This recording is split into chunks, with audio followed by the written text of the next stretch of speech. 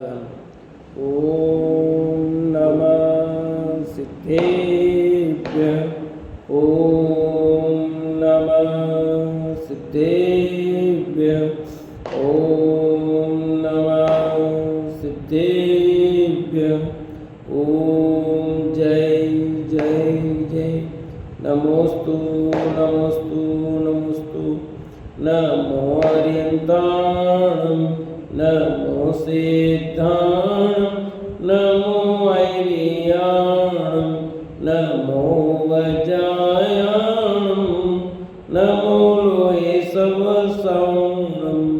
मंगलम भगवान वीरो मंगलम गौतमो गणी मंगलम कुंद कुंदारो जैन धर्मोस्तु मंगलम सर्वमंगलम मांगल्यम सर्वकल्याणकारकम प्रदानं सर्वधर्माणां जैनं जयतु शासनं जैनं जयतु शासनं।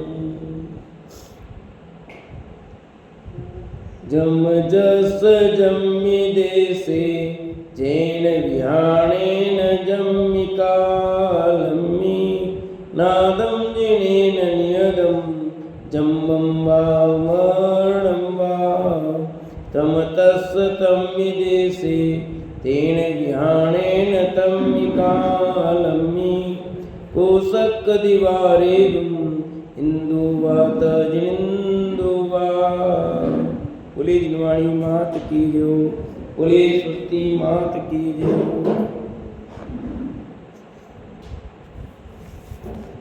सलाह का पुरुष ग्रंथ पंडित रतनचंद जी भारेल विरचित और बात अपनी प्रारंभ हुई है ब्राह्मण वर्ण की स्थापना और प्रजा को धर्मोपदेश।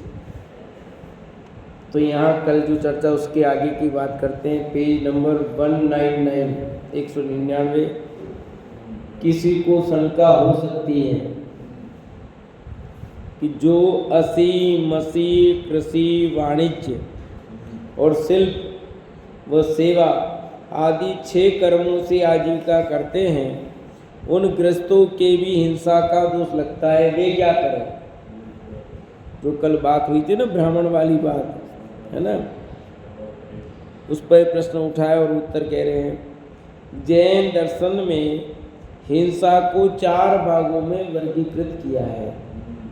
संकल्पी हिंसा, विरोधी हिंसा, आरंभी हिंसा, औद्योगिक हिंसा।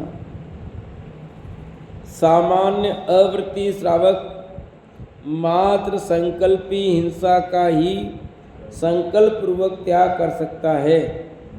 शेष 3 हिंसाओं से बचने की भावना होते हुए भी पूरी तरह उनसे बच नहीं पाता, परंतु उनसे भी अधिक से अधिक बचने का प्रयास करता है। अतः वह ऐसे आरंभ एवं उद्योग नहीं करता जिनमें फल अल्प हो और जीवघात अधिक हो।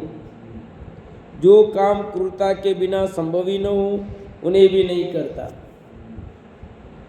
यानी जो ये प्रश्न पूछा 6 प्रकार के बिजनेस बताए हैं भरण ऋषभदेव ने, इसमें भी हिंसा है। तो यहाँ पर स्पष्ट कर दिया है कि जैन दर्शन में हिंसा को 4 भागों में बांटा है।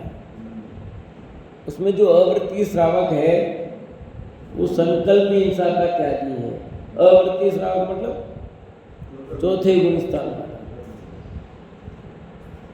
उसके संकल्प पूर्वक कोई भी हिंसा वो नहीं करता।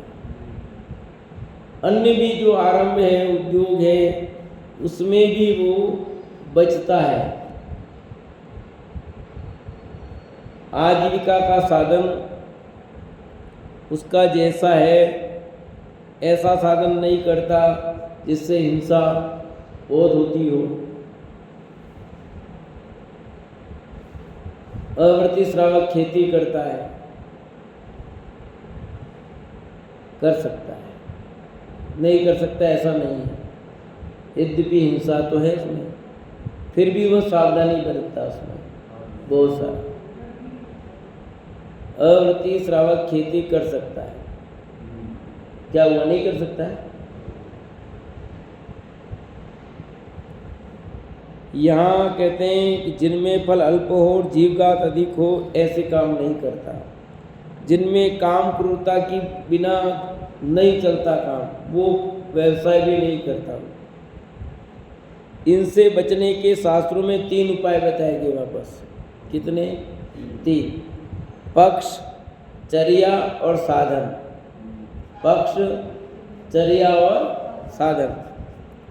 इन तीनों में प्रथम उपाय समस्त प्राणियों से मैत्री, गुणीजनों के प्रति प्रमाद, दुखियों के प्रति कारुण्य और विरोधी जनों के प्रति माध्यस्थ भाव रखकर हिंसादि पापों का त्याग करना पक्ष कहलाता है।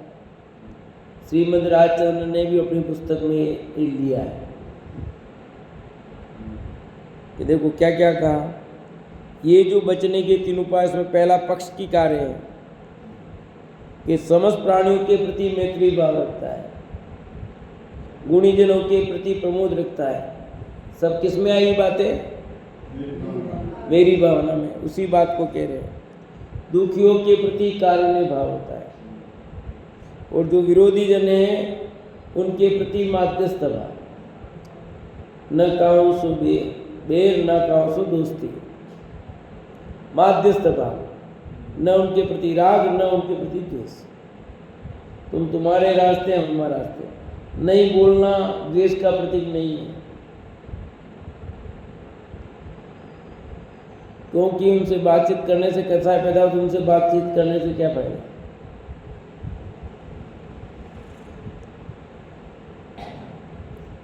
ये हुआ पक्ष का। दूसरा उपाय, किसी देवता के लिए, किसी मंत्र सिद्धि के लिए अथवा किसी औषधि या भोजन के बनवाने के लिए मैं किसी की हिंसा नहीं करूँगा, ऐसी प्रतिज्ञा करना चर्या कहलाती है। देखो बात आई, समझ में आई कुछ? किसी देवता के लिए वो चढ़ते ना, तो वो नहीं करेगा। फिर एक और आई, किसी मंत्र सिद्धि के लिए हिंसा नहीं करेगा। ये मंत्र सिद्धि तब होगी तुम ये चलवाओगे करोगे तो होगा। कई लोग करते ना मंत्र सिद्धि के लिए, कैसे कहते ढाकने बनते, ऐसे बनते, पहले अपने घर का ही खाना पड़ता है, ऐसा कहते हैं, है ना। पहले अपने घर की हिंसा बलि देने, वो तब जा करके कोई दूसरों को मार सकता है। तो अपने परिवार के सदस्य का पहले वो मुँह करता है कि वो इतना निर्दय हो जाए जो अपने परिवार के साथ ऐसा खोटा काम कर सकता है, तो जाके फिर दूसरों के साथ कर सकेगा। देखिए कैसे कैसे सिद्धांत हैं ये खोटे खोटे गलत। यहाँ तो मन सिद्धि कोई भी, पर ऐसे जो गलत सीखते हैं वो लोग कैसे कैसे चीज़ें सीखते हैं।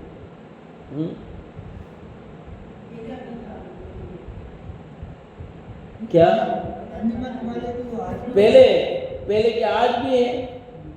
आज कौन से कम, आज और ज़्यादा बढ़ गया मंत्र से। आज मंत्र तंत्र का पहले से ज़्यादा प्रभाव है खूब। आप देखो टीवी पर, मोबाइल पर देखो, सब गारंटी से काम किया जाता है। अखबार भरे पड़े हैं, अखबार में भरे पड़े हैं टोटके बताने वाले, करने वाले। वो इतने अपने ही देख लो, पहले तो अपने जेनियों के देख लो, जो चैनल आते हैं उसमें विज्ञापन देख लो, गारंटी के साथ काम किया जाता है। अथवा किसी औषधि या भोजन बनवाने के लिए, औषधि के लिए, भोजन के लिए मैं किसी की हिंसा नहीं करूँगा, ऐसी प्रतिज्ञा करना चर्या कहलाती है। जैसे उसको कहा था ना कौवे का मांस, तो उसने नहीं किया, जबकि वो तो था नहीं, श्रावक भी नहीं था, ऐसा कुछ नहीं था, तब भी उसने प्रतिज्ञा ली, उसका पालन किया उसने। तो ये तो इतना कह रहे हैं। तो औषधि के लिए किसी ने क्या करें, बीमारी ऐसी होगी तो क्या करें। जैसे टीवी की बीमारी लोग कहते हैं, इसमें तो बीमारी में तो अंडे खाने पड़े तो क्या हो गया, और अंडे शाकाहारी हैं, हो गया कल्याण। अब जैनी भी ऐसे कहे क्या करें। कैसी स्थिति आ गई है।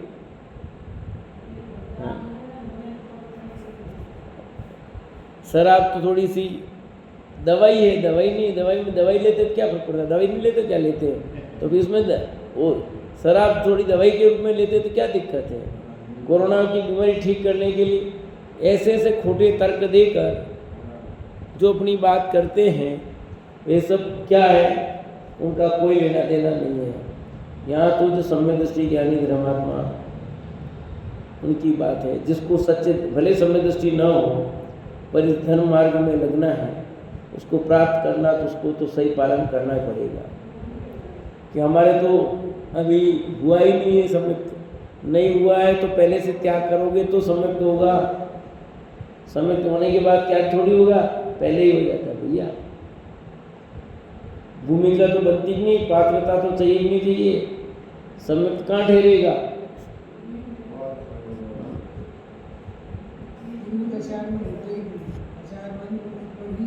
बिल्कुल नियम है ना, तीव्र कषाय में होता ही नहीं है। तो लोग कहते ना उसके तो हो गया था, भगवान महावीर के जीव के तो उसी के पर्याय में, पर मांस छोड़ा था, आपको दिखा मांस तो वो, पर उसने उसकी मंद कषाय हुई, आप उसके आंसू जलते हुए नहीं देख रहे हो क्या? ये आंसू जलते हुए किसके प्रतीक थे बताओ? कसाई के मंदता के प्रतीक नहीं थे उसके?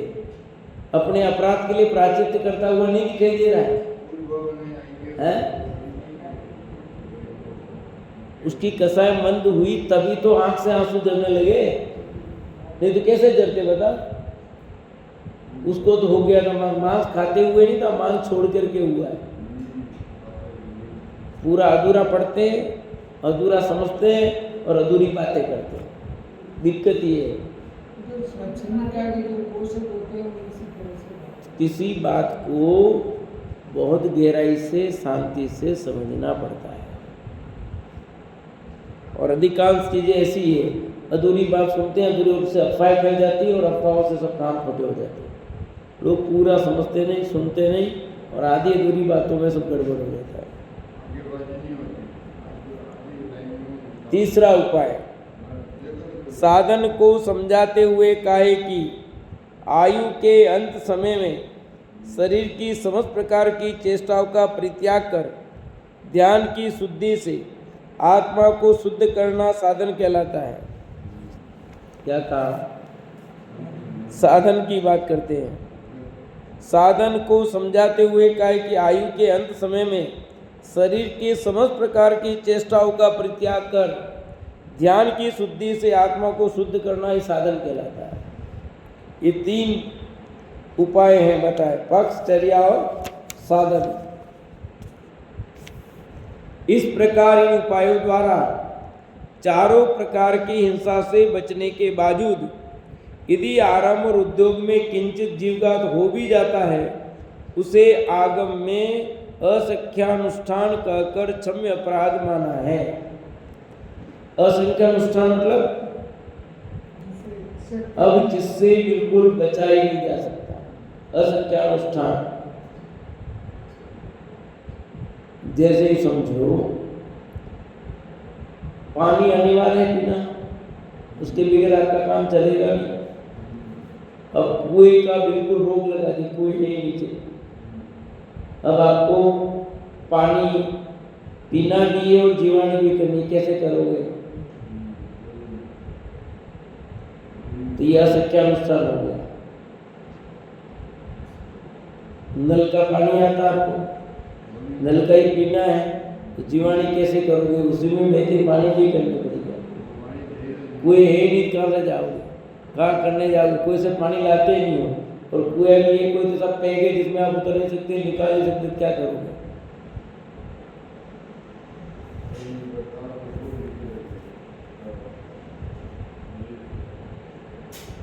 संपूर्ण अहिंसक तो ग्रस्त हो ही नहीं सकता, अन्यथा मुनिव्रत लेने की आवश्यकता भी क्या रहेगी?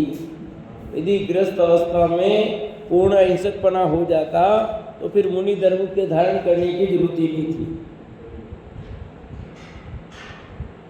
ग्रस्त अवस्था में पूर्ण धर्म हो जाए तो क्यों मुनिराज बने बताओ? ग्रस्त अवस्था में आप ब्रह्मचर्य रूप भी रहते हो तो भी आपको कई प्रकार के लगना ही है।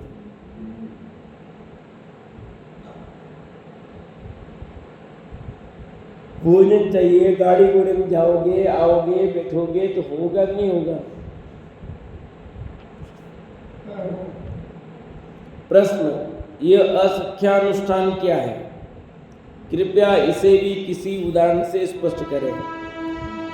आ गया प्रश्न, जिस पाप क्रिया को रोक पाना संभव न हो उस असमर्थता को असख्यानुष्ठान कहते हैं। क्या लिखा? जिस पाप क्रिया को रोक पाना संभव नहीं हो बिल्कुल, जैसे भोजन के चौके में कुत्ता, बिल्ली, चूहा और मक्खी एक जैसे मांसाहारी और गंदगी पसंद प्राणी एक जैसी अशुद्धि फैलाते हैं, फिर भी कुत्ते को जाली का आधा फाटक लगाकर रोका जा सकता है, अतः उसके चौके में प्रवेश मात्र से चौके की अशुद्धि मानी जाती है। बहुत बढ़िया उदाहरण दिया है।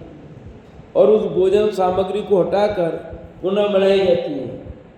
बिल्ली को फाटक से नहीं रोक सकते, वह खिड़की आदि के रास्ते से भी आ जाती है, अतः उसके चौके में प्रवेश से नहीं बल्कि उसके द्वारा वस्तु को जूठा करने से शुद्धि मानी जाती है। वह दूध को जूठा करेगी, दूध फेंकेंगे, सब सामग्री नहीं। चूहा, मोरी आदि किसी भी रास्ते से कहीं से भी आ सकता है, अतः यदि वह आटे को जूठा करेगा तो आटे के उस हिस्से को नोच कर फेंकेंगे, पूरा आटा नहीं। मक्खी के आटे पर बैठने पर, जूठा करने पर आटा नोचते भी नहीं है, मात्र मक्खी को उड़ा देंगे।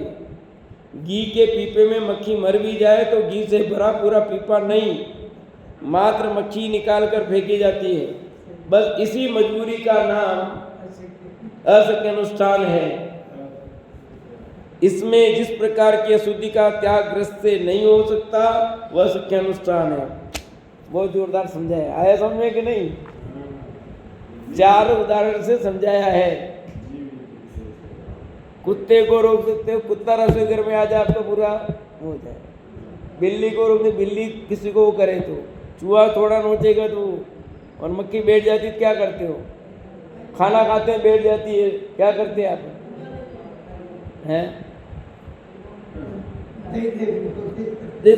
असख्य नुकसान है। कितना फेंकोगे, क्या क्या फेंकोगे आप बोलो?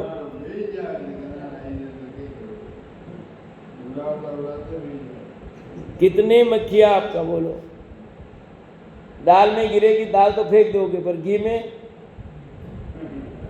दाल तो फेंक देते हैं, पर क्योंकि फेंकी जा सकती है, पर घी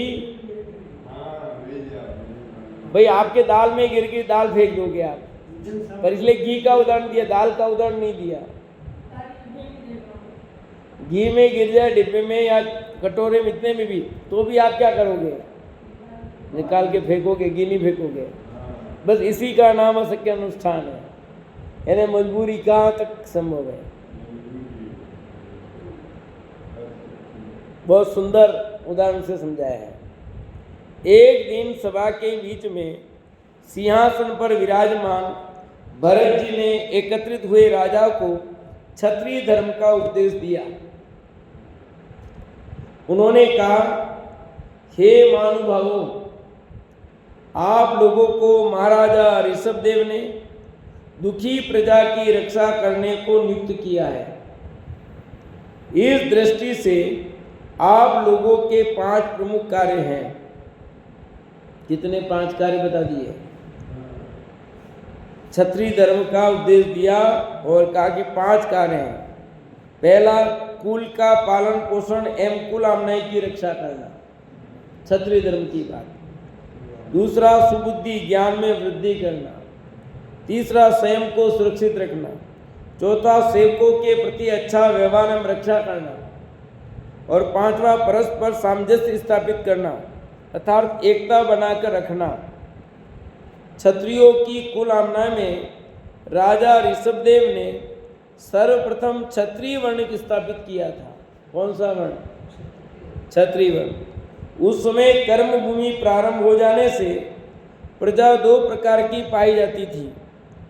एक तो वह जिसकी रक्षा करनी थी और दूसरी वह जो रक्षा करने में तत्पर थी। जो प्रजा की रक्षा करने में तत्पर थे उसकी वंश परंपरा को क्षत्रिय कहा गया है।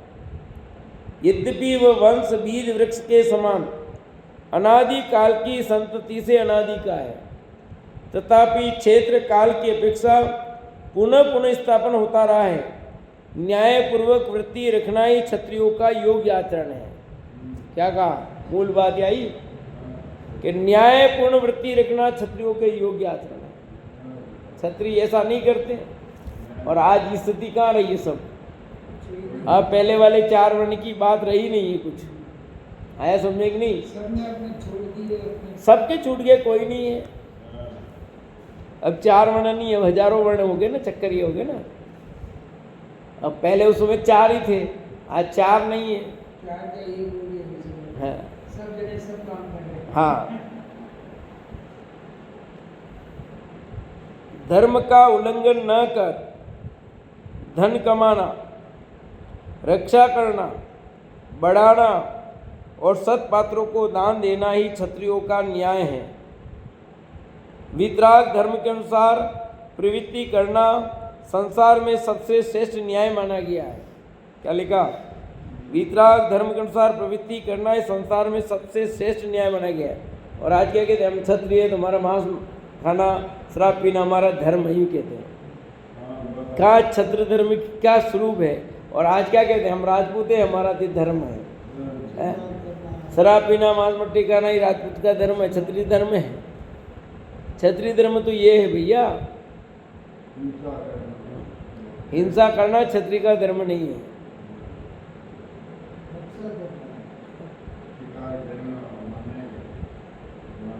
हिंसा को रोकना धर्म है इसके लिए। देखो, ऐसे क्षत्रिय पद की प्राप्ति रत्नत्रय के प्रताप से होती है। क्या लिखा? क्षत्रिय पद की प्राप्ति तो रत्नत्रय के प्रताप से। चक्रवर्ती बने किसके प्रताप से? तीर्थंकर किसके प्रताप से? रत्नत्रय के। लेकिन सब क्षत्रिय थे तीर्थंकर, तो ये रत्नत्रय के कारण बने ना। इसलिए बड़े बड़े वंशों में उत्पन्न हुए राजा लोग लोकोत्तम पुरुष माने गए हैं। क्या माने गए हैं? लोकोत्तम पुरुष माने गए हैं। ये लोग स्वयं धर्म मार्ग में स्थित रहते हैं तथा अन्य लोगों को भी स्थित रखते हैं। ठीक है? पहले क्षत्रिय बड़ा बना, आज क्षत्रिय क्या हो गया? जैनों से हल्का माना जाता है। क्यों? कि वैसे खान पान उनका हल्का हो गया कि नहीं हो गया? भले स्वर्ण जाति में आते हैं, पर खान पान हल्का होने से जैनियों से नीच हल्के कहलाने लगी कि नहीं लगी? तीर्थंकर भगवान ऋषभदेव ने अपने गृहस्थ काल में क्षत्रिय धर्म का कर्तव्य बोध कराते हुए सभी क्षत्रियों को वितरागी धर्म की महिमा बताते हुए उन्हें अहिंसामयी आहार मत का पालन करने का संदेश दिया था। देखो भाई, किसका संदेश दिया था? वितरागी धर्म का पालन करने का संदेश दिया। और वितरागी धर्म कहाँ गया? क्षत्रियों ने छोड़ दिया, वैश्यों के हाथ लग गया। दादा बहुत कहते थे, इसलिए बनियों के हाथ लग गया। और बनिया इसमें व्यापार कहाँ पहुँचते हैं?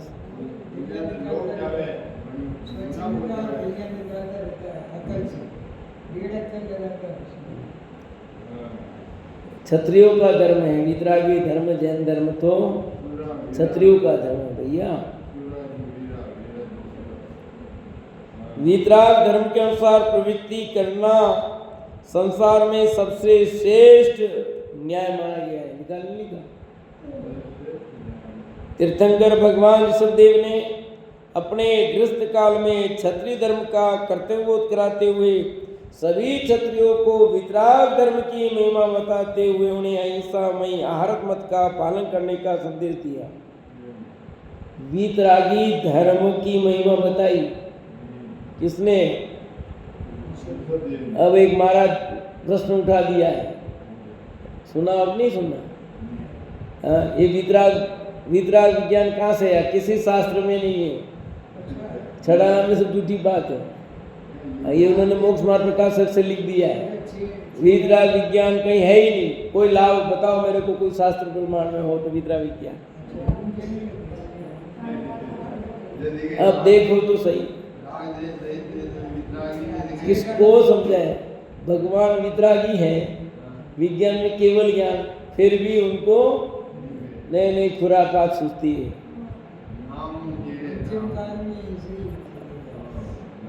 अब किसको समझाए, कौन समझाए? भगवान का स्वरूप वितरागता है, सर्वत्र वितरागता बताए, फिर उन्हें भी प्रश्न चिन्ह लग रहा है।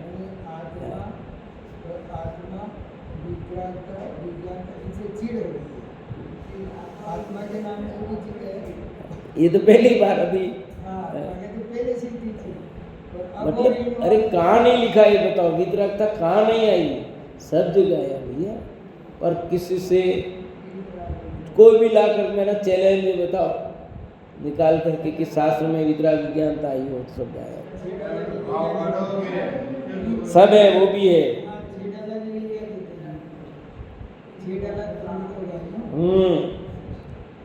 तो ऐसे लोगों को कैसे समझाए भैया? ये लिखा ना, वीतरागी धर्म की महिमा बताते हुए उन्हें अहिंसामय आरत मत का पालन करने का संदेश दिया था। रत्नात्रय की मूर्ति होने से जिस प्रकार अन्य तीर्थंकर भी भगवान ऋषभदेव के धर्म क्षेत्र के वंशज होंगे, उसी प्रकार जो भी व्यक्ति तीर्थंकर ऋषभदेव के द्वारा बताए गए वितराग धर्म का आचरण करेंगे, वे सब उनके अनुयायी भी एक प्रकार से उनके वंशज ही हैं। क्या लिखा?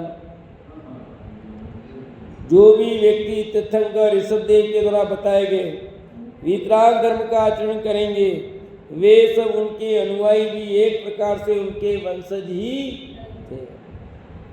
सुबुद्धि की परिभाषा बताते हुए राजा ऋषभदेव ने कहा था,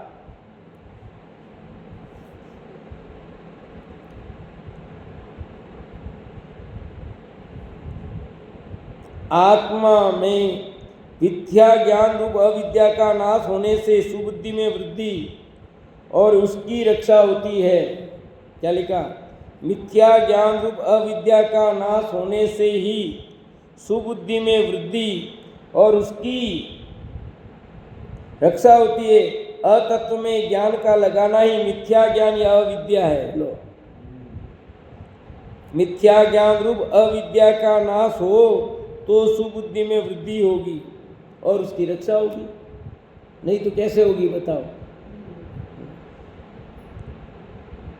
मिथ्या ज्ञान का अभाव नहीं हो तो विद्या ही रहनी है। मिथ्या ज्ञान का अभाव होगा तो विद्या आएगी, तब सुबुद्धि होनी है। और ये जो अभी बात आई ना, वो इस कारण आ रही है। क्यों? मिथ्या ज्ञान का नाश नहीं हो रहा है, इसलिए वो ऐसी अलग बातें करते हैं। फिर राज विद्या का ज्ञान होने से इस लोक संबंधी पदार्थों में बुद्धि दृढ़ होती है और धर्म शास्त्र का परिज्ञान होने से इस लोक व परलोक दोनों लोक संबंधी पदार्थों में जो बुद्धि दृढ़ हो जाती है उसे ही वस्तुतः सुबुद्धि कहते हैं। क्या लिखा? कि सुबुद्धि किसका नाम? राज विद्या का ज्ञान होने से इस लोक संबंधी पदार्थों में बुद्धि दृढ़ होती है और धर्मशास्त्र का परिज्ञान होने से क्या होगा? इस लोक और परलोक दोनों लोक संबंधी पदार्थों में जो बुद्धि दृढ़ हो जाती है उसका नाम है सुबुद्धि। दोनों तरफ लगा दिया, धर्म बुद्धि भी की बात की और लोक संबंधी भी की। लोक संबंधी पदार्थ भी और धर्मशास्त्र का परिज्ञान भी, और दोनों में क्या बैलेंस बनाया?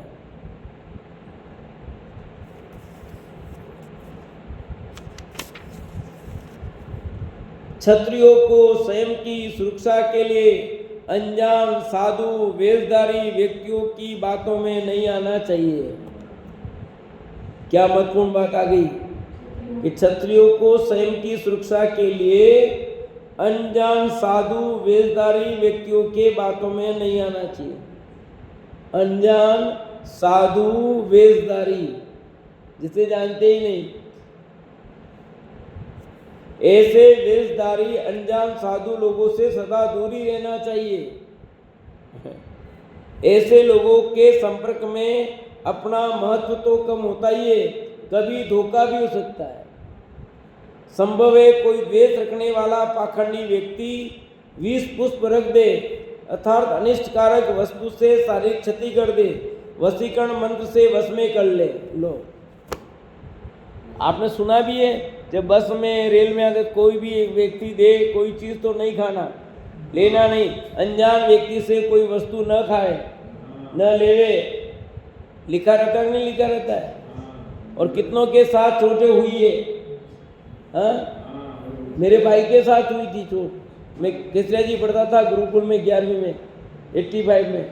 मेरे भाई अहमदाबाद से आ रहे थे और वो तो कुछ खाते पीते नहीं थे, तो भी उसने रुमाल यूँ सूंघा दिया और उससे वो बेहस हो गए, उनके सब पैसे साफ कर लिए पूरे। जबकि चाय तो पीते ही नहीं वो, तो पी नहीं, बस रुमाल यूँ पास में कर दिया और वो सब कैसे आ गया। तब जाके जगह पता लगे कुछ नहीं, मेरे तो पास कुछ नहीं। फिर वह पैदल चलते चलते हाईवे से गुरुकुल आए मेरे पास। तो ऐसे कई घटनाएं, किसको बिस्किट खिलाने की घटना अखबार में पढ़ते हैं। तो अनजान व्यक्ति से कोई चीज नहीं खानी, लेना नहीं। पर लोग दोस्ती इतनी कर लेते हैं ना, ऐसा गुल मिल जाते कि समझते हाँ वही अपना हितैषी है। पर ऐसी दोस्ती में फंसना नहीं, खाना नहीं, और बहुत सावधानी, पानी पीना नहीं। अपने जितने त्याग किए ना बाहर का नहीं, ये सब उससे बहुत बड़े फायदे होते हैं। मेरे साथ भी चोट थी पर बचा इसी से कि बाहर की चीजें अपन नहीं खाते हैं ना, तो बहुत सुरक्षित है अपन एक तरह से। अपने साथ भी चाय पीते नहीं, कहीं दोस्ती करते नहीं, कहीं जाना नहीं, बिस्किट के खाना नहीं है, चाय पीने जाना नहीं है, तो मतलब ही नहीं है। अब चाय पियोगे, कुछ पियोगे, उनके साथ जाओगे और आपकी कोई बात बन गई होगी तो वो फिर बदला ले लेते हैं, यार दोस्ती बनाते हैं। लिखा ना, मंत्र की बात भी लिखी है, वशीकरण मंत्र से वश में कर ले। ये सब चलता है पहले से ही, आज भी कितने चलते सब।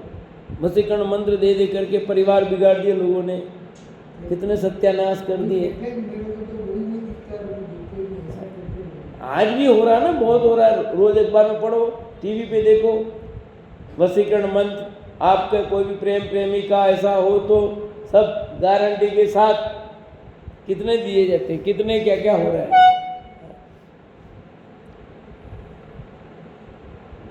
तो ये सब चीजों से दूर। ऐसे लोगों के संपर्क में अपना महत्व तो कम होता ही है, कभी धोखा भी हो सकता है। लिखा था, धोखा क्या कई बार हो सकता है।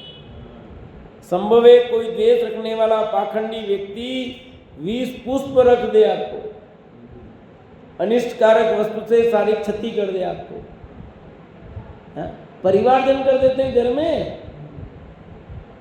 आप देखो, पति पत्नी में हो जाता है। मेरे स्कूल में एक बाबू था, उसकी पत्नी उसको उसमें रोटी देती थी। उस बाबू को भी बहुत पता लगा, नहीं वो सिंधी थी। तो क्या कौन कर दे, तो पत्नी कर दे कि उसको कुछ करने के लिए, देने के लिए। रोज खा रहे, ठीक है, ध्यान नहीं, कोई बात बतलाएंगे ना। देखो कौन क्या कर सकता है। इसलिए खाने में भी, सब्जी में, दाल में लोग कैसे कैसे क्या क्या कर देते हैं, कितना सावधान रहना पड़ता है।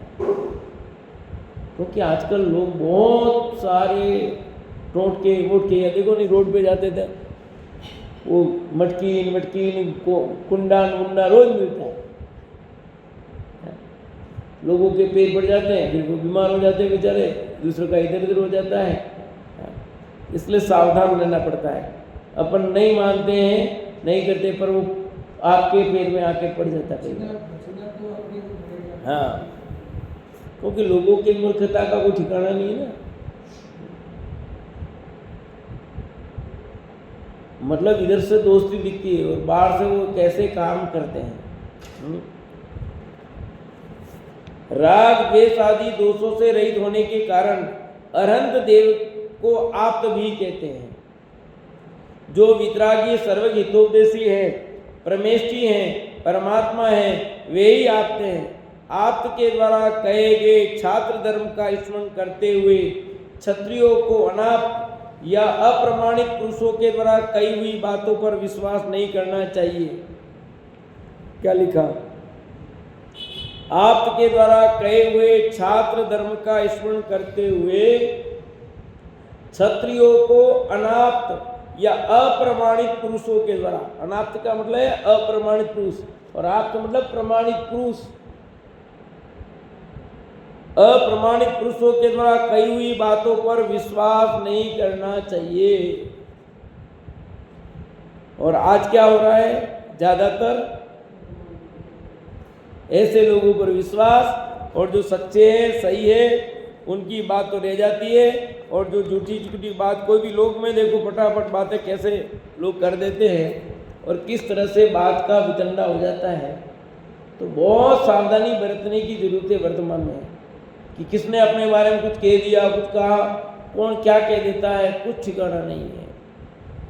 और कुछ कहेगा तो वो समझना चाहिए अपने पाप के उद्देश्य से ही कहता है, विवाद करने से कोई फायदा नहीं है। से चर्चा के चलेगी।